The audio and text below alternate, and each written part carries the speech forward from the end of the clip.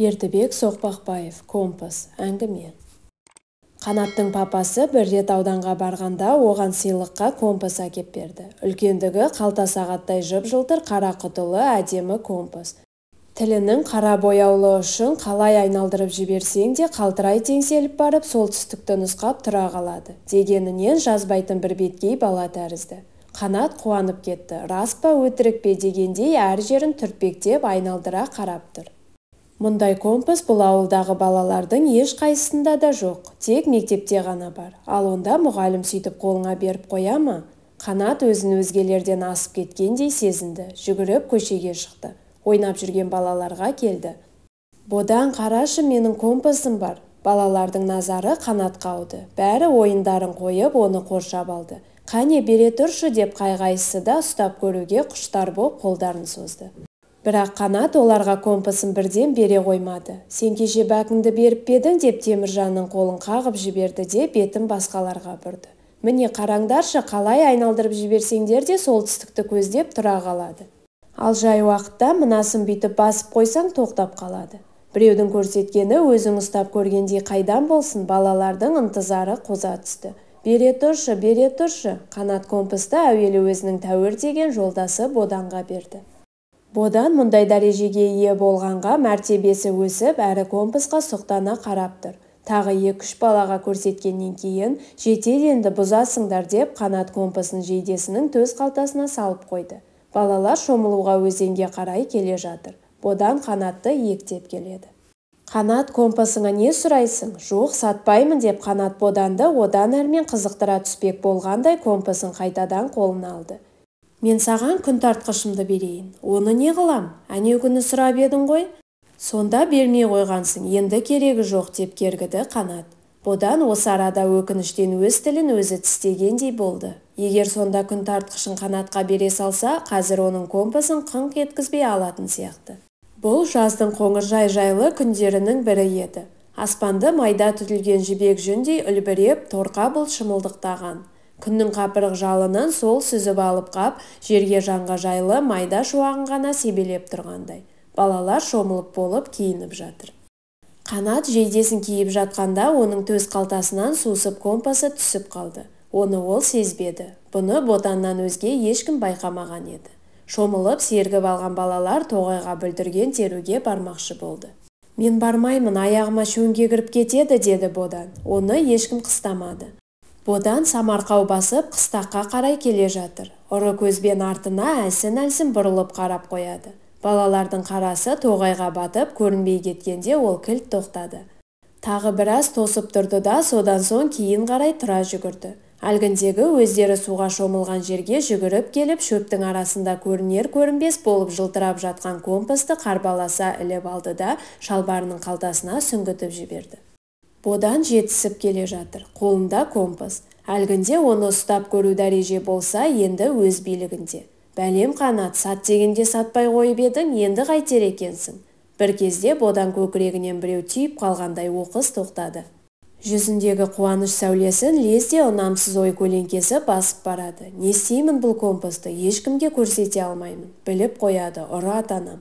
Әкесінің қатал мінезі де Боданның көз алдына келе қалды. Балам, адал бол, біреудің ала жібін аттама деп ертелі кеш таптап отыратыны қайда? Ұлының мына қылығын біле қалса, ол аспанды тастап жіберуден тайынбайтын адам. Боданның маңдайына шып етіп суық тері шыға келді.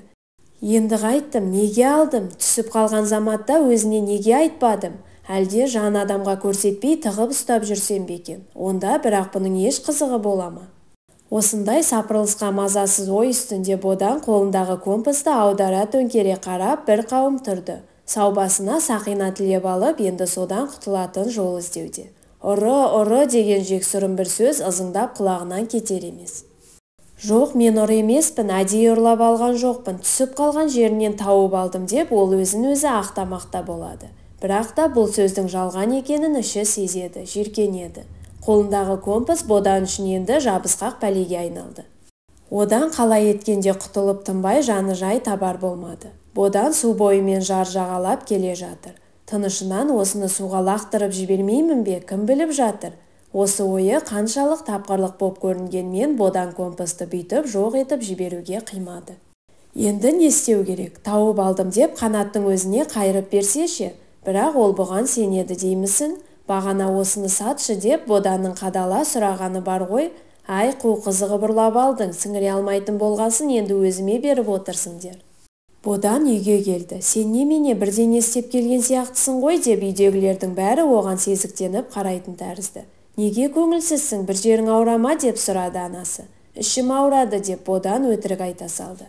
Неге ауырады, қалай ауырады, қай жері, бірдеңе жеп пе едің, не ішіп едің деп қамқорана бәйек болып жатыр.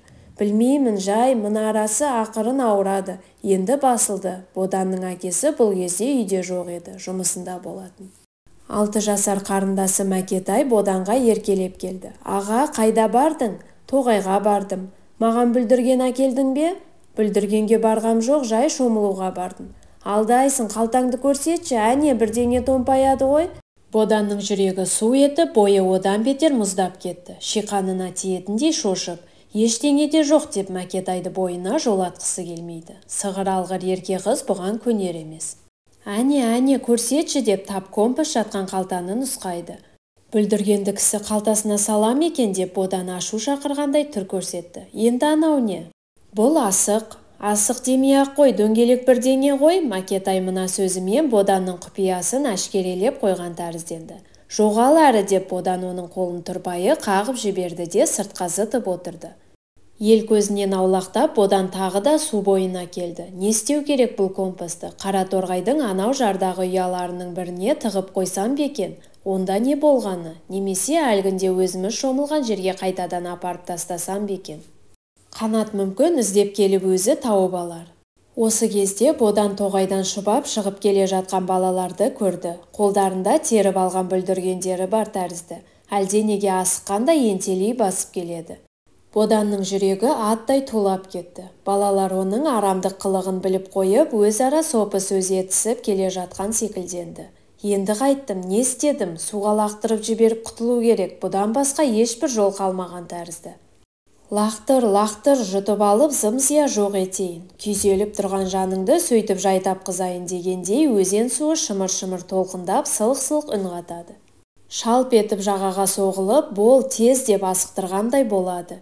Бүлдіргеннен қайтқан балалар жақындап қалды. Ең алда Қанат келе жатыр. Қасындағы балаға әлденені дамылсыз сөйлеп әбігерленіп келеді. Бодан қолындағы компасты суға қарай лақтырып кеп жіберді. Әдемі компас күнге шағылысып барып шолп етті де жоқ болды. Бітті. Бодан онымен қоса жүрегін де лақтырып жібергендей аса бір ауыр халде мәңгіріп тұрып қалды. Әңгіменің соңы. Достар, арнамызға тіркеліп, лайк басып, пікір қалдырып, әдеби арнаның дамуына үлес қоса отыруларыңызды сұраймыз. Баршаңызға Алла разы болсын, келесі кездескенше күндеріңіз сәтті өтсін. Сау болыңыздар.